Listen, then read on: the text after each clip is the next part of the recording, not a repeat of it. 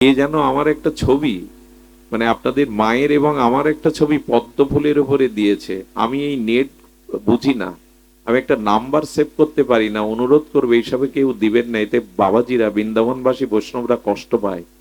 বা বিল্লমঙ্গল, বা গুরুদেবের কৃপায় দুটো কথা বলতে শিখে পদ্মের পাতার উপরে বসতে শিখেছ। কি বলবো বলুন তো, তাদের খুব কষ্ট হয়। এগুলো করবেন না।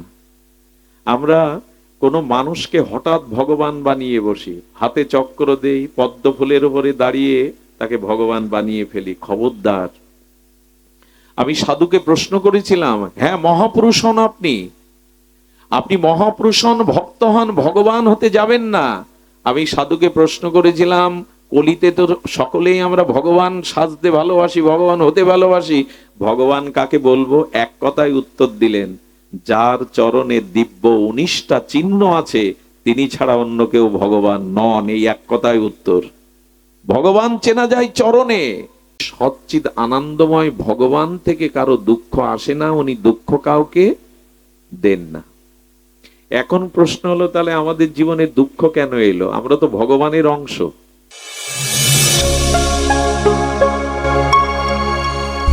আপনারা দেখছেন সনাতন মিডিয়া ওয়ান ইউটিউব চ্যানেল। ভাগবতের সময় বড় দ্রুত চলে যায়, তবু আপনাদের কাছে অনুরোধ করব লীলাটি খুব ধ্যান দিয়ে শ্রবণের জন্য। আমাদের নববিধা ভক্তি, তাই না? ভক্তি কয় প্রকার বলেছেন ভাগবতে? নববিধা। শ্রবণ, কীর্তন, স্মরণ, বন্ধন, অর্চন, পাদসেবন, দাস্য, সখ্য, আত্ম নিবেদন।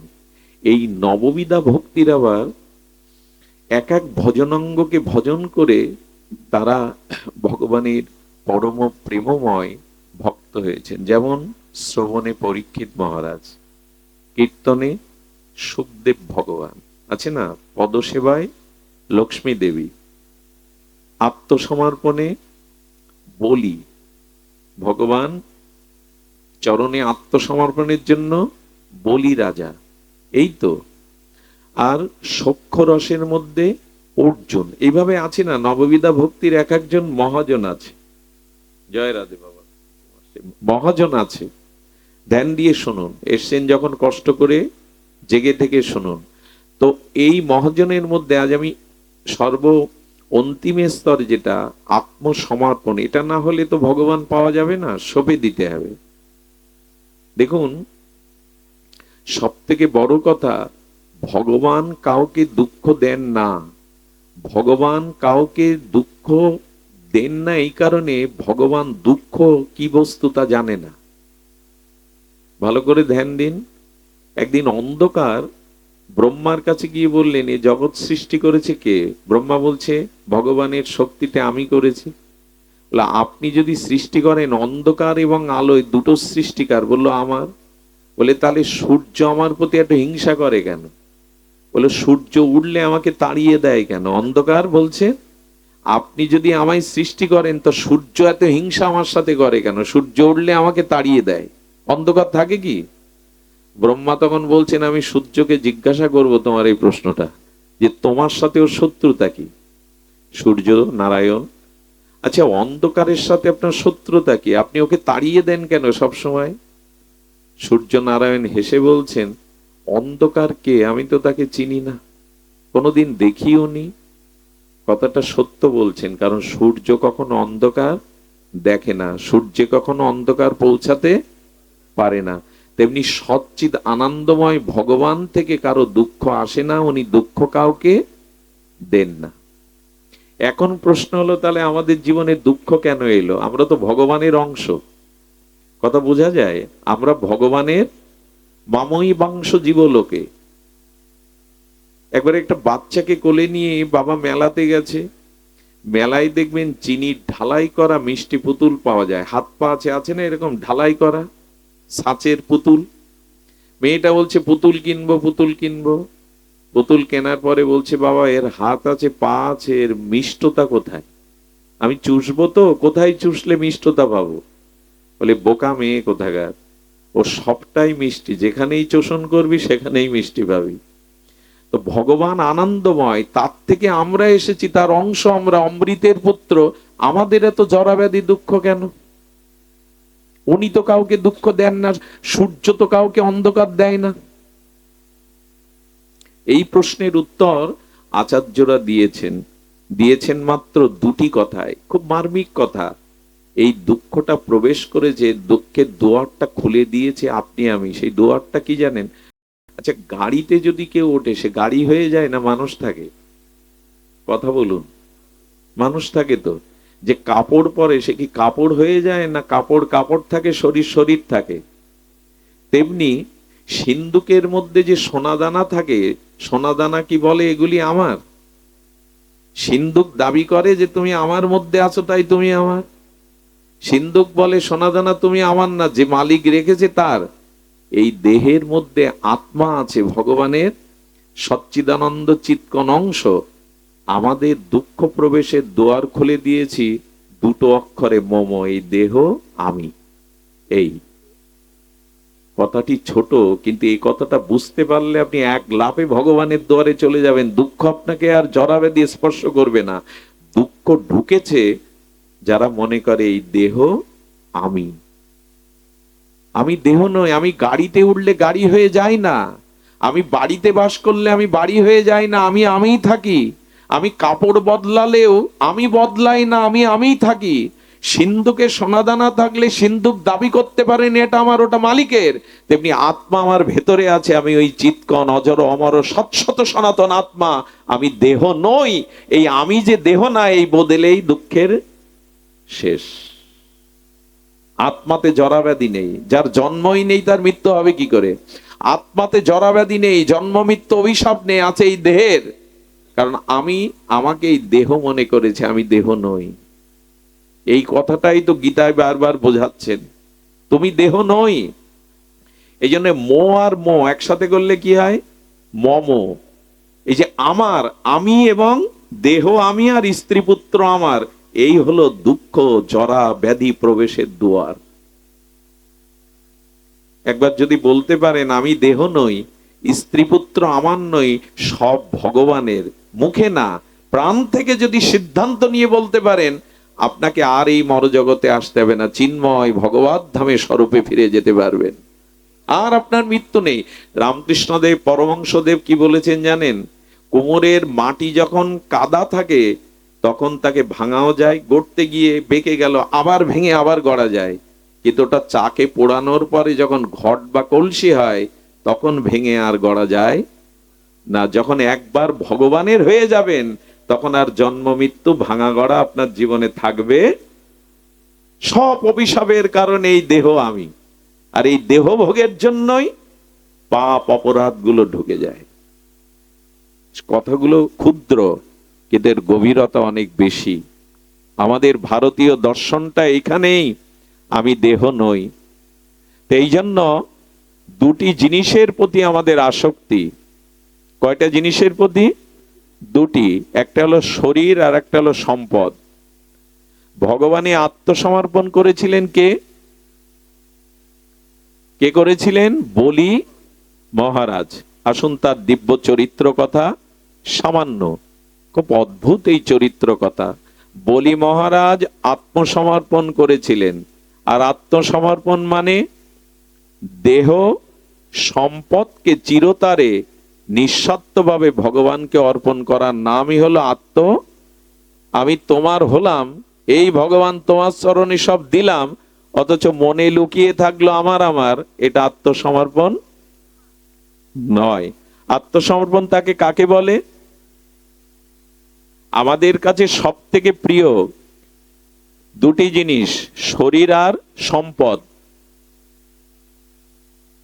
দেখবেন মানুষ শরীরের থেকে মাঝে মাঝে সম্পদকে বেশি ভালোবাসে। কিরকম ভালোবাসে জানেন? ডাকাত এলো তো টাকা পয়সা দিতে চায় না, ছুরির সামনে মরে, কিন্তু টাকাটা অর্থাৎ সম্পদ তার দেহ থেকে, প্রাণের থেকে সে বেশি ভালোবেসেছে।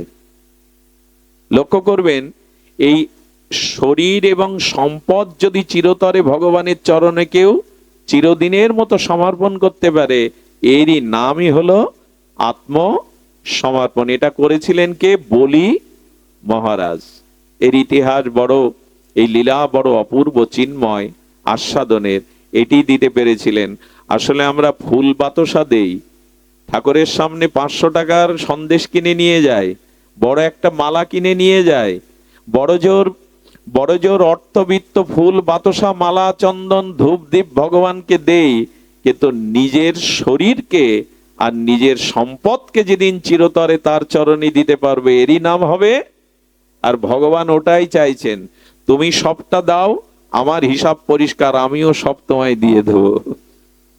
ভগবান অঙ্কে খুব কাঁচা। ভগবান অঙ্ক শুধু ওইটুকু বোঝেন, আমাকে 16 আনা দিলে আমি তোমাকে 16 আনা দিয়ে দেব। বক্স তো সমস্যা হবে, গান বাজনায় বক্স এত ভালো থাকে, গানের কনসার্টে পদাবলী কীর্তনে জুড়ি নেই বক্সের, সারা জায়গায় এই ভাগবতে গিয়েই সমস্যা। আসলে ভাগবতের মূল্যায়ন কম হয়। 1 ঘন্টা আগে পদাবলী কীর্তনের এসে মাইক ঠিক করে, এই সাউন্ড এ করো, আমি তো সব বুঝিও না, কি বলবো ওদের। ভাগবতে এত অনীহা কেন বুঝি না। যেখানে ভাগবত দেবেন অন্তত শব্দযন্ত্র যে বোঝে তাকে বসাবেন। গানের কনসার্টে সে শব্দের জুড়ি নেই। লতা মঙ্গেশকরের, কুমার শানুর কণ্ঠ হোয়াও গেলে মনে হয় লতা গাইছে। কণ্ঠের এত জাদু শব্দযন্ত্রে, ভাগবতেই শুধু সমস্যা। দেন দিন আমরা বলছিলাম এই সবটুকু নিজের জন্য কিছু রাখলেন তো। আমি দৃষ্টান্তে কিন্তু বলি, আমি যদি কীর্তনিয়া দাদাকে খালি গায়ে আলিঙ্গন করি, ওনার অঙ্গের সাথে আমার অঙ্গের একটা জায়গা মিশবে না যদি উপনয়ন থাকে আমার গলায়, ওই সুতোর জায়গাটা বাদ পড়ে যাবে। ভগবান বললেন আমার হিসাব পরিষ্কার, 16 আনা আমায় দাও, 16 আনা আমি তোমায় দিয়ে দেবো, এর বেশি অঙ্ক আমি বুঝি না। আর একটা জিনিস বলি, কথাটা লিখে নিন। এতবার বলি লিখে নিন কেন জানেন? যাতে মনে থেকে যায়। অপমান করা কথাটা তো 5 বছর 10 বছর মনে থাকে, এ কথা কেন থাকবে না? আমি যদি কাউকে দাঁড় করিয়ে কটূক্তি করি, অপমান করি, এটা সে 5 বছরেও ভুলবে না, সারা জীবনেও ভুলবে না, এ কথা কেন ভুলবেন? কৃষ্ণ ব্রজবাসীদের ঘরে মৃত্তিকার ভাণ্ডে নবনীত ননি খেত, খাওয়ার জন্যই তো ওরা গুছিয়ে রাখতো, কিন্তু খাওয়ার পর পাত্রগুলো ভেঙে ফেলতো। যে পাত্রে গোবিন্দ ননি নবনীত ক্ষীর পেত, ওই পাত্রগুলো ভেঙে তুই আসতো। ব্রজবাসী মায়েরা নন্দ মন্দিরে গিয়ে কৃষ্ণ জননী যশোদাকে বলল, যশোদা নালিশ আছে। বলো নালিশ তো প্রতিদিন করো। বলে আজকে নূতন নালিশ নিয়ে এসছি। আরে গোপাল আমাদের ঘরে না গেলে আমাদের আনন্দ হয় না, ওই তো খাবে নবনীত, ওর জন্যই তো সাজিয়ে রাখি। ওর কাছে প্রশ্ন করো তো, ওই ভাণ্ডগুলো ভেঙে ধুয়ে আসে কেন খেয়ে? আমরা তো অন্য কাজে লাগাতে পারতাম, ওই পাত্রগুলো তো অন্য কাজে লাগাতে পারতাম। কৃষ্ণ ভয়ে ভয়ে শাড়ির আঁচলে মুখ লুকাচ্ছে, নালিশ করতে এসছে তো। ব্রজমায়েরা বিদায় নেওয়ার পরে যশোদামা বললেন, কানাই, কৃষ্ণ, আচ্ছা ওদের পাত্রে নবনীত ক্ষীর নবনীত পেয়ে আসিস, ভাঙিস কেন? শুনুন, প্রাণ ভরে শুনুন, উৎকর্ণ হয়ে শুনুন। বললেন, মা, যে পাত্র একবার আমার সেবার জন্য ব্যবহার হয়, যে পাত্র একবার আমার সেবায় কাজে লাগে, ওই পাত্র যাতে আর কোনো বিষয়ই ভোগের কাজে না লাগে তাই আমি ভেঙে ধুয়ে আসি। জয় রাধে। যে পাত্র একবার আমার সেবায় নিবেদন হয়, ওই পাত্র আর কোনো বিষয়ই যাতে ভোগ না করে, এই জন্য ওটা ভেঙে ধুয়ে আসি। এই জন্য শ্রী গুরুদেব যে পাত্রে পায়, ওই পাত্রটা আমরা অন্যকে, ভগবানের থালায় যেটা প্রসাদ দেয় ওটা আপনাকে আমাকে দেবে? যে পাত্র, বলতে চেয়েছি, যে শরীরটা ভগবানকে একবার দিয়েছি, সেই শরীর জন্য আর বিষয় ভোগে কাজে না লাগে, উচ্ছিষ্ট হয়ে যাবে। আর ভগবান ওই পাত্রে, ঠাকুর ঘরের থালাটা অন্যকে দেন কি খেতে? যে মন ভগবানকে দিয়েছেন, সেই মন আবার কামনা বাসনায় বিষয়ের উচ্ছিষ্ট করতে দিলে ভগবান আর নেবে তাতে? খুব মার্মিক কথা। যে শরীরটা গুরুদেবের চরণে দিয়ে দিয়েছেন, সমর্পণ করেছেন, তাতে আর বিষয়ের ভোগ তুলবেন না। সুধীজন, ভগবান বামন রূপ ধরলেন, ব্রহ্মচারী তেজপুঞ্জ জ্যোতির্ময় দেহ বামন রূপ ধরলেন। কোথায় যাচ্ছেন জানেন? বলি মহারাজের যজ্ঞে। খুব ধ্যান দিতে হবে, খুব অপূর্ব এই ভক্ত লীলাগাথা। যজ্ঞ সম্ভবত পবিত্র জায়গায় ছাড়া যজ্ঞ হয় না। যজ্ঞ কোথায় জানেন? শ্রী নর্মদার একটা পবিত্র কূলে। দেখুন, মাটির কিছু গুণ আছে। আমি গতদিন মনে হয় বলেছিলাম পতিত ভূমি আর অপতিত ভূমি। পতিত ভূমি মানে, পতিত মানে যে মাটিটা শুদ্ধ নয়, পতিত মানে অপবিত্র আর পবিত্র। একবার পঞ্চ পাণ্ডবকে নিয়ে কুন্তী দেবী বনবাসে ছিলেন 12 বছর। একটি জায়গা দিয়ে যেতে যেতে কুন্তী দেবী দাঁড়িয়ে পড়লেন। যুধিষ্ঠির পেছনে তাকিয়ে দেখে মা দাঁড়িয়ে, মাকে ডাকছেন, মা চলে এসো। কুন্তী দেবী দাঁড়িয়ে থাকলেন, যুধিষ্ঠির পেছনে এসে বলছেন, মা এই মাটিতে এমন করে দাঁড়িয়ে আছে কেন, চলো। বলেন, যুধিষ্ঠির তুমি প্রাজ্ঞ, তুমি ধর্মজ্ঞ, তবে শোনো, এই মাটিতে দাঁড়ানোর সাথে সাথে আমার শুদ্ধ হৃদয় কালিমায় ভরে গেছে। আরো শুনবে পুত্র, আমি বিধবা, আমি কুন্তী, কিন্তু আমার মনের মধ্যে কাম জেগে গেছে। যুধিষ্ঠির অবাক হয়ে মাকে বলছেন, মা তুমি এগিয়ে যাও। যুধিষ্ঠির এক মুঠো মাটি নিয়ে স্পর্শ করে দেখলেন যুধিষ্ঠিরের হৃদয়ে কাম জাগছে। ভাবতে পারেন? আশেপাশে প্রাজ্ঞ মুনি ঋষিদের প্রশ্ন করলেন, এই জায়গার কোনো প্রাচীন ইতিহাস কি আপনারা বলতে পারেন? বলো, পারি। একটা নারীকে ভোগ করবে বলে দুইজন অসুর প্রকৃতির লোক, তাদের মধ্যে রক্তক্ষয় করতে করতে দুইজন মারা গিয়েছিল, তাদের রক্তেই মাটিতে মিশানো আছে। যাদের গৃহে ভগবানের সেবা ঠিকভাবে হয় না, যাদের গৃহে ভগবানের নাম একটু হাততালি করতাল ঝাঁজ খোল বাজিয়ে হয় না, যেখানে বছরে মাসে 6 মাস অন্তর একটু সাধুর চরণ ধুলি পড়ে না, সেই ভূমি, সেই গৃহ অপতিত হয়ে যায়, শ্মশান ভূমি হয়ে যায়। ওখানে রোগ শোক জ্বালা যন্ত্রণা লেগেই থাকে। এই জন্য ভূমিটা পাবন করুন।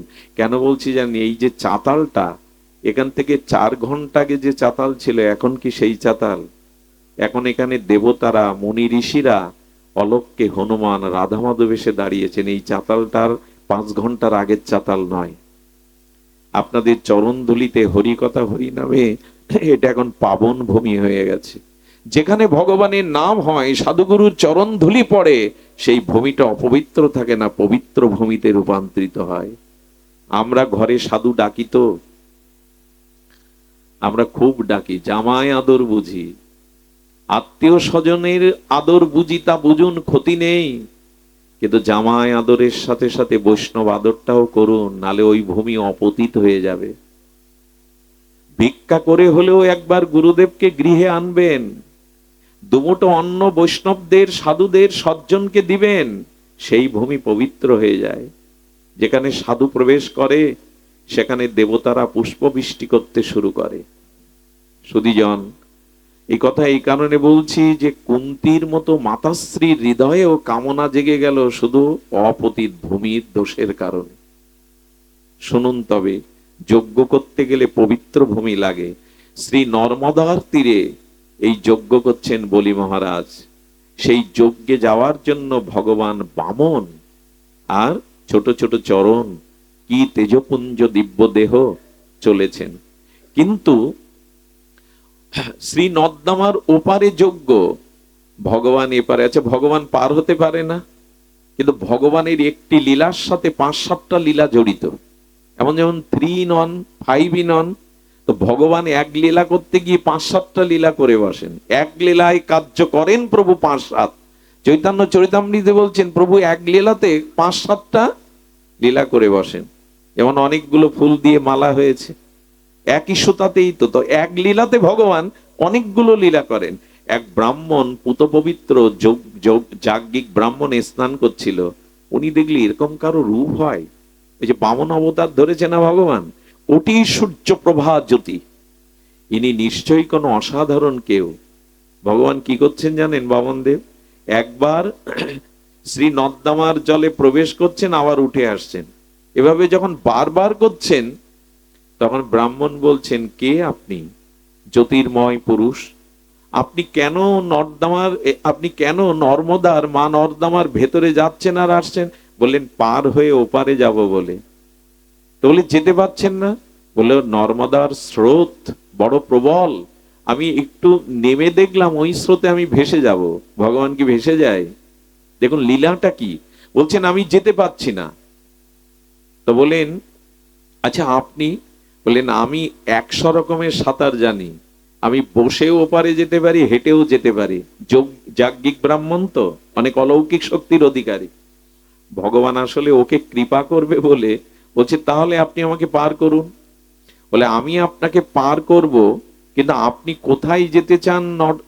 নর্মদা মায়ের ওপারে বলবেন তো। বললেন বলি মহারাজ যজ্ঞ করছেন, আমি সেই যজ্ঞ দান গ্রহণের জন্য যাচ্ছি। তখন বলছে ও, বলি মহারাজ তো দাতা শিরোমণি। উনি তখন মনে মনে ফোন দিয়ে এঁটেছেন, আমি আপনাকে পার করে দিতে পারি একটি সত্য, বলি মহারাজ দাতা শিরোমণি, আপনাকে যা দান দেবেন তার অর্ধেক আমার। ভগবান হাসছেন মনে মনে, বলে ঠিক আছে যা দান পাবো আপনাকে অর্ধেক দেব। বলে তাহলে চিন্তা নেই, কাঁধে উঠুন। বটু ভগবান, বামন ভগবান তাকে কাঁধে নিয়েছে। কাঁধে নিয়ে বলছে দুই পাটা ঘাড়ের দুই দিক দিয়ে দিয়ে দেন। যখন শ্রী মা নর্মদার প্রবল স্রোতে প্রবেশ করেছে, উনি হেঁটে হেঁটেই যাচ্ছেন। এটা কিন্তু সাধুরা পারে, হেঁটে হেঁটে যাচ্ছেন। তখন ওই স্রোতে ওনার চরণটা বারবার বেঁধে যাচ্ছে। উনি চরণ দুটা সমান করে দিয়েছেন, সমান্তরাল স্ট্রেট করে দিয়েছেন। যেই ফিরাতে গেছেন, এই ব্রাহ্মণ তো যাজ্ঞিক শাস্ত্রীয় ব্রাহ্মণ, দেখছে ওনার চরণে 19টা দিব্য চিহ্ন। আমি এক সাধুকে প্রশ্ন করেছিলাম, এখন তো প্রায় সব ভগবান সেজে বসে। সত্য যুগের ভগবান নারায়ণ, ত্রেতাতে দেখলাম রঘুপতি রামচন্দ্র, দাপারে কৃষ্ণ, এখন কলিত যেই একটু মন্ত্র দেয়, যেই একটু কে যেন আমার একটা ছবি, মানে আপনাদের মায়ের এবং আমার একটা ছবি পদ্ম ফুলের উপরে দিয়েছে। আমি এই নেট বুঝি না, আমি একটা নাম্বার সেভ করতে পারি না। অনুরোধ করবে এইসবে কেউ দিবেন না, এতে বাবাজিরা বৃন্দাবনবাসী বৈষ্ণবরা কষ্ট পায়। বা বিল্লমঙ্গল বা গুরুদেবের কৃপায় দুটো কথা বলতে শিখে পদ্মের পাতার উপরে বসতে শিখেছ। কি বলবো বলুন তো, তাদের খুব কষ্ট হয়। এগুলো করবেন না। আমরা কোনো মানুষকে হঠাৎ ভগবান বানিয়ে বসি, হাতে চক্র দেই, পদ্ম ফুলের উপরে দাঁড়িয়ে তাকে ভগবান বানিয়ে ফেলি। খবরদার। আমি সাধুকে প্রশ্ন করেছিলাম, হ্যাঁ মহাপুরুষ হন আপনি, আপনি মহাপুরুষ হন, ভক্ত হন, ভগবান হতে যাবেন না। আমি সাধুকে প্রশ্ন করেছিলাম, কলিতে তো সকলেই আমরা ভগবান সাজতে ভালোবাসি, ভগবান হতে ভালোবাসি, ভগবান কাকে বলবো? এক কথায় উত্তর দিলেন, যার চরণে দিব্য 19টা চিহ্ন আছে তিনি ছাড়া অন্য কেউ ভগবান নন। এই এক কথায় উত্তর। ভগবান চেনা যায় চরণে। ধ্বজ, অঙ্কুশ, কলস আর স্বস্তিক, ধেনু, এভাবে 19টা চিহ্ন রাধারানীর চরণে, গোবিন্দের চরণে। মহাপ্রভুর চরণে আরো বেশি, 48টা। ভগবান চেনা যাবে চরণে। যে কেউ দাবি করলে আমি ভগবান, হবে না। ভগবান চিনতে হবে চরণে। সুধীজন যেই চরণ দেখেছেন বলছেন আমি ভগবানকে কাঁধে নিয়েছি, এত ভাগ্য আমার, এত কৃপা তোমার ভগবান। চরণ দোকানা জড়িয়ে ধরে আর যাচ্ছে না। ভগবান বামন বললেন কি গো, পার করে দেবে, তুমি দাঁড়িয়ে গেলে। বলছেন আপনি আপনি মনে মনে বলছেন ভগবানকে কাঁধে নিয়েছে আমি, তার চরণ আমার বুকে। আনন্দে কেঁদে ফেলেছেন। বললেন আমি আর পার হব না। বলে কেন? বলে আগের চুক্তিটা বাতিল করতে হবে, তবে পার হব। দেখুন ভগবানকে পেলে কি হয়, ভক্তি পেলে কি হয়। আগের চুক্তি কি ছিল? দান যা পাবেন 50-50। এখন ভুল করেছে, ভগবান পেয়েছে তো। তখন বললেন আমাকে ওপারে নিয়ে যাওয়ার জন্য নতুন চুক্তি প্রস্তাবনা করো।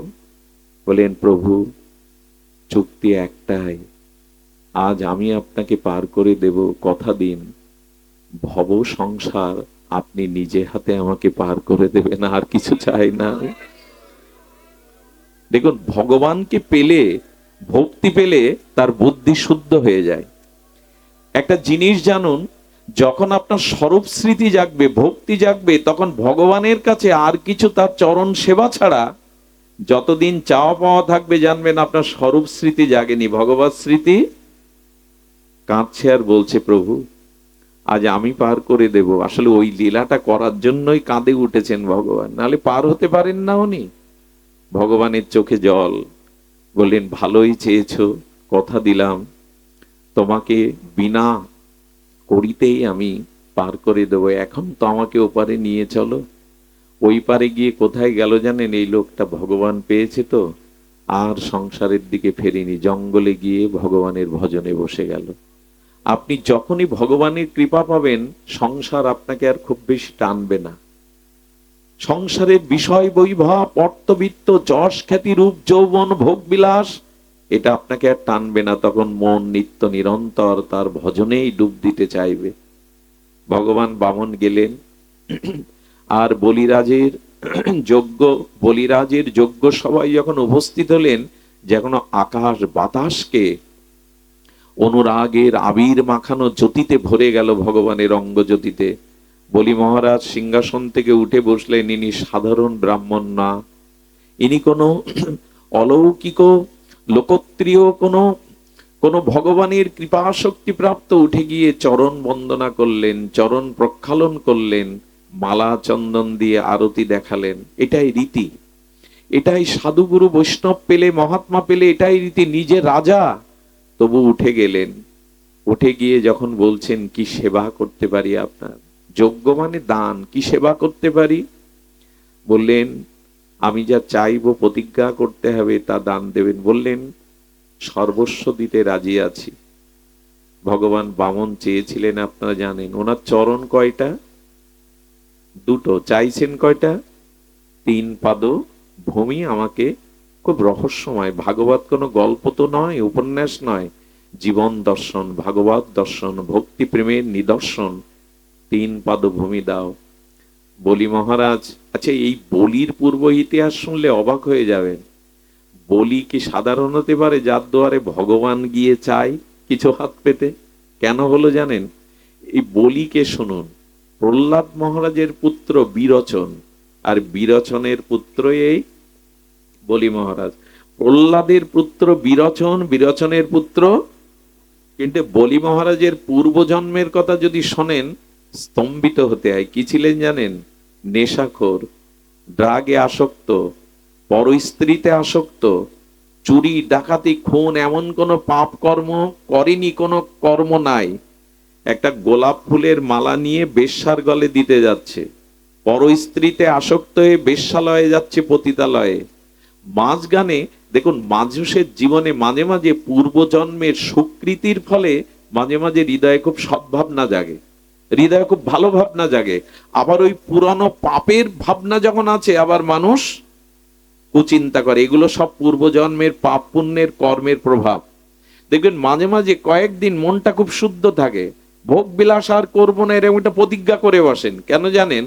পূর্বজন্মের পূর্ণ সুকৃতি কাজ করছে এখন আপনার পেছনে। আবার কখনো কখনো অকারণে পাপের চিন্তা, ভোগের চিন্তা এসে উদয় হয়, জানবেন ওটা পাপেরই ফসল। এরকম ওঠানামা করে না হৃদয়? করে কেন? পাপ পুণ্যের। ওই পতিতাকে মালা দিয়ে ভোগ করতে গিয়ে রাস্তার মাঝখানে হোঁচটকে পড়ে মূর্ছিত হয়ে গেলেন। মদ, নারী, ড্রাগ, পাপ, খুন এমন কোন কর্ম করে নাই। যখন উঠলেন, বলল বাধা পড়লো, মালাটা ছড়িয়ে পড়েছে। বলে আজ আর বাধা পড়েছে, যাব না, কিন্তু মালাটা কি করি? সামনে দেখলেন একটা শিব মন্দির, শিব ঠাকুরের গলায় শিবলিঙ্গে ওই মালাটা পরিয়ে দিয়ে একটা ধূপ দেখালেন। এর পরপরই ওর মৃত্যু হয়। যমরাজের 2টো রূপ, একটি যমরাজ, একটি ধর্মরাজ। ধর্মরাজের রূপ অপরূপ, যমরাজকে দেখলে পাপীরা ভয় পায়। যমরাজ চিত্রগুপ্তকে দেখে বলছেন, দেখো তো এর পূর্বজন্মের পাপ কতটুকু। বলে সারা জীবন পাপ, এমন কোন কর্ম করে নাই, পাপ কর্ম জীবনে বাদ নাই। বলে কোন পুণ্য কর্ম নাই। বলে মরার কিছুক্ষণ আগে পতিতার গলায় মালা দেবে বলে মালাটা দিতে পারেনি, শিবের গলায় দিয়েছিল। যমরাজ হেসে বললেন, এই তো ভগবান শঙ্করকে যে একটা বেলপাতা দেয়, ভগবান শঙ্করকে যে একটা মালা দেয়, তার 3 ঘন্টা দেবরাজ ইন্দ্রের পদ পাওয়ার কথা। তুমি কি এটা আগে নেবে না নরক ভোগ করবে? আমি গল্প শোনাচ্ছি না আপনাদের। ওকে 3 ঘন্টার জন্য দেবরাজ ইন্দ্রের পদ দিয়ে দিল। ওখানে গিয়ে ও ভাবছে, একটা মালা দানে যদি 3 ঘন্টা দেবরাজ ইন্দ্রের পদ পাওয়া যায়, দানের এত মহিমা, তো আমি যখন ইন্দ্র হয়েছি, ইন্দ্রের কাছে অনেক সমুদ্র মন্থনে কি উঠেছিল? ঐরাবত। কি উঠেছিল? কামধেনু উঠেছিল, মণিরত্ন উঠেছিল না? ওগুলো সব ইন্দ্রের কাছে ছিল। সঙ্গে সঙ্গে অগস্ত্য ঋষিকে ডেকে বলেন, এক মালা দানে যদি আমার 3 ঘন্টা দেবরাজ ইন্দ্রের পদ প্রাপ্ত হয়, যা আছে সব দান করে দেব 3 ঘন্টার মধ্যে। দানের অনেক মহিমা আছে। সৎপাত্রে যদি দান করতে পারেন, দানের থেকে বড় ধর্ম কলিতে আর অন্য নাই। কারণ সত্য আমাদের মাঝে নাই, তপস্যা না, একমাত্র দানটাই আছে। তবে সৎপাত্রে যদি দান করতে পারেন, সে দানের মহিমা বড় বিরল। দান ছাড়া কলিতে খুব বেশি অন্য ধর্ম ক্রিয়া, হরিনাম এবং দান, তবে সৎপাত্রে দিতে হবে। কি করেছেন উনি? সঙ্গে সঙ্গে অগস্ত্য ঋষিকে দিয়ে ঐরাবত দিয়ে দিয়েছেন, কামধেনু বশিষ্ঠকে দিয়েছেন, সব ঋষিদেরকে, মণিমুক্তা কৈবল্য ঋষিকে দিয়েছেন, সবাইকে 3 ঘন্টা দান করেছেন। এই দানের ফলে ঋষিমুনির আশীর্বাদে বললো, এর জন্মের পরে তোর পাপ ভোগ করতে হবে না, তুমি বলি রাজা হয়ে জগতে আবির্ভূত হবে। এই দানের কারণে, দানের কারণে বলি রাজা হয়েছিলেন। প্রহ্লাদের বংশে সহজে কেউ আসে? আপনি এখন ধন ঐশ্বর্য বিত্ত বৈভব পেয়েছেন কেন জানেন? কাউকে দিয়েছিলেন তাই পেয়েছেন। আচ্ছা, দ্রৌপদীর বস্ত্রহরণে গোবিন্দ বস্ত্র রূপে তার লজ্জা নিবারণ করলো। আজকে যখন কোনো মেয়ে অপমানিত হয়, লাঞ্ছিত হয়, তার বস্ত্র গোবিন্দ দেয় না কেন? পক্ষপাতিত্ব করে কি ভগবান? আমার কথা কি বোঝা যায়? দ্রৌপদী ডাকলো, তার বস্ত্র রূপে গোবিন্দ তার লজ্জা নিবা। আজ কোন মেয়েরা যখন ভগবানকে ডাকে, সর্বস্ব কেড়ে নেয় যখন, গোবিন্দ তাকে রক্ষা করে না কেন? কারণ একটাই, দ্রৌপদী ভোরবেলা স্নান করতে গিয়ে দেখে এক জটাজুটো সাধু সন্ন্যাসী তপস্যা করতে করতে শীতের দিনে স্রোতে তার পরনের বসন ভেসে গেছে। লজ্জায় সে তীরে উঠতে পারছে না, ওখানে বসে বসে কাঁপছে আর জপ করছে। দ্রৌপদী তার নূতন শাড়ির অর্ধেক ছিঁড়ে ভাসিয়ে দিয়েছিল লজ্জা নিবারণের জন্য। সাধু তাকিয়ে বলেছিল, মা, পৃথিবীর কারো সাধ্য নেই তোকে লজ্জা দেওয়ার, একদিন এই বস্ত্রের প্রতিদান তুই পাবি। এই জন্য তো ভগবান বস্ত্র রূপে গেলেন, না দিলে পাবেন কোথায়?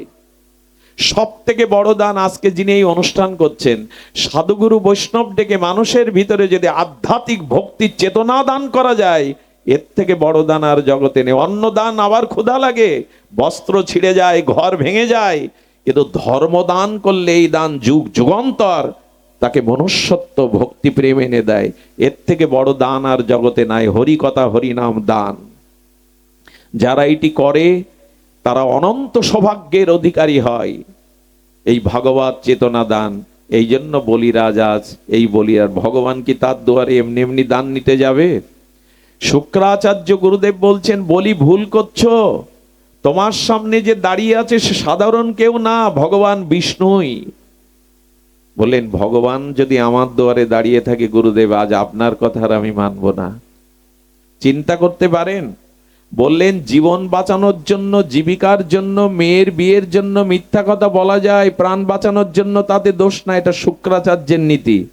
বলেন, গুরুদেব, ভগবানকে যদি কিছু দেব বলে থাকি, আজ আর আপনার কথা আমার কানে যাবে না। বলেন, তোমার শ্রীহীন হয়ে যাক। গুরুদেব অভিশাপ দিলেন, শ্রীহীন হয়েছিল কি বলি? ভগবানকে কিছু দিলে তার দ্বারা শ্রীহীন হয় না। 3 পাদ জায়গা যখন দেওয়ার পরে এক পায়ে সমগ্র ব্রহ্মাণ্ড নিয়ে নিলেন, আর এক পাদে সপ্ত স্তর নিয়ে দিলেন, ভূ ভুবা সমহ জনতব সত্য। ভগবান আরেকটি পা সৃষ্টি করলেন নাভি থেকে, বলেন আর একটা পায়ের জায়গা দাও। বলি মনে মনে বলছেন, আমি মনে করেছিলাম ছোট পা, এত অল্প চাইলেন কেন? একটা স্টেট নিয়ে দিন, একটা রাজ্য নিয়ে দিন। এখন দেখছি তোমার চরণের থেকে বড় আর জগতে কিছু নেই। কিন্তু আর কি দেব? বলি রাজার স্ত্রীও ছিলেন তেমন।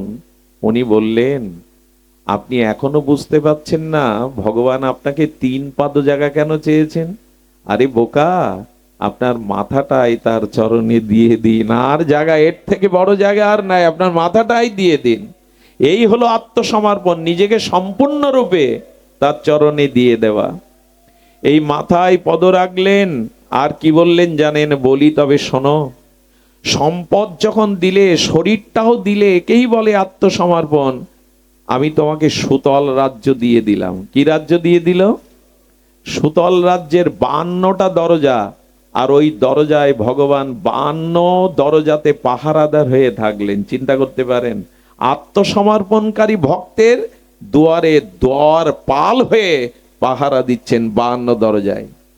এদিকে লক্ষ্মী দেবী দেখছে নারায়ণ আর ভিড়ছে না।